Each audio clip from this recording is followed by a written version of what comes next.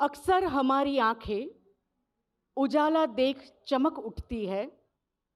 उजाला किसी भी आंखों के लिए उत्सव का दूसरा नाम है, मगर उदास हो जाती है अक्सर ये आंखें जब किसी चौराहे पर मोमबत्ती जलती है।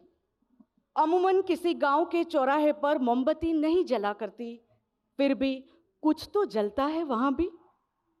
चौराहे के पत्थर चीखते हैं हवा के कानों में, क्या हम आदिम युग में है?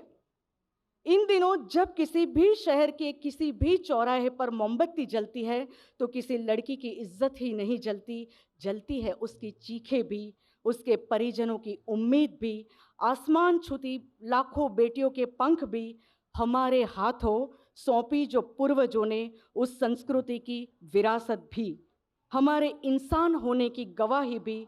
और उस रोशनी में थिरकती है दहशत की नंगी परछाई भी। जब किसी शहर के चौराहे पर मोमबत्ती जलती है तब इंसानियत की रूह जलती है, और जब रूह जलती है तब धुआं नहीं उठता। क्या बात है, बहुत बढ़िया। दूसरी कविता है बचा हुआ आदमी। देश उन्नति कर रहा है, देश आगे बढ़ रहा है, और हम जानते हैं कि शाम पड़े हिंदू को भी रोटी चाहिए और मुसलमान को भी रोटी चाहिए। तो एक कविता, बचा हुआ आदमी। वह आदमी जो अभी अभी भागा है शहर के गली कूचों से, दंगों के बीच से, भागा भागी दौड़ा दौड़ी सहमा सहमी अफरा तफरी, कांप रहा था कुछ देर तक हलाल होते मुर्गे की तरह। मगर अब पत्थर की आंखें जड़े खड़ा है बदहवास। दाढ़ी तो है मगर पता नहीं हिंदू है या मुसलमान, ब्राह्मण है या मुल्ला, जने उतार कर आया है या अल्लाह का ताबीज़, जय सियाराम बोलता था या खुदा हाफिज, या अब कभी कुछ बोलेगा भी या नहीं, क्योंकि अब वह कुछ बोलता ही नहीं है। वह आदमी जो दंगाइयों के खूनी पंजों से बचकर निकल आया है सही सलामत अपने घर में, फिर भी उसे लगता है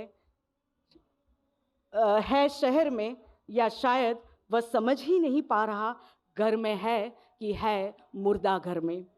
वह आदमी अब बौखलाता नहीं है चाकू की धार से या रक्त की फुहार से, आग के गोले से या गोलियों की बौछार से, घुटता भी नहीं है दम उसका जलाई गई बस्तियों के धुएं से या उसकी लपटों में घिरे जलते बदनों से। वह आदमी अब चौंकता नहीं है, ना ही थरथराता है अपने ही सामने नंगी की जाती औरतों को देख, या बीच सड़क पर दुशासनों के हाथ खींचे जाते लड़कियों के आंचल को देख। माँ हो या अम्मी, मुन्नी हो या बुढ़िया, मांस जो दिखा है औरत का, पसीजता नहीं है उसका दिल चॉकलेट केक की तरह काटे जा रहे मासूम बच्चे के गले को देख। और चिल्लाता नहीं है दिन दाढ़े शरीर से काटी गई आंतों को देख, क्योंकि किसी भी बूढ़े बाप की आंखें आंतों से पहले देखेगी उसके मरे हुए जवान बेटे के कंधों की ओर, जिस पर सवार होकर करना था उसे अंतिम सफ़र। वह आदमी जो कभी चूहे से डरता था बहुत, अब वह डरता नहीं है कुत्ते के तीक्ष्ण दांत या लार से। शायद इस वक्त वह सोच रहा है वह है क्या, मुर्गा, कुत्ता या तीसरा? वह तीसरा शायद हो सकता है कसाई। वह तीसरा शायद करता उसे हलाल इस वक्त तो रक्त नहीं निकलती रेत यकीनन।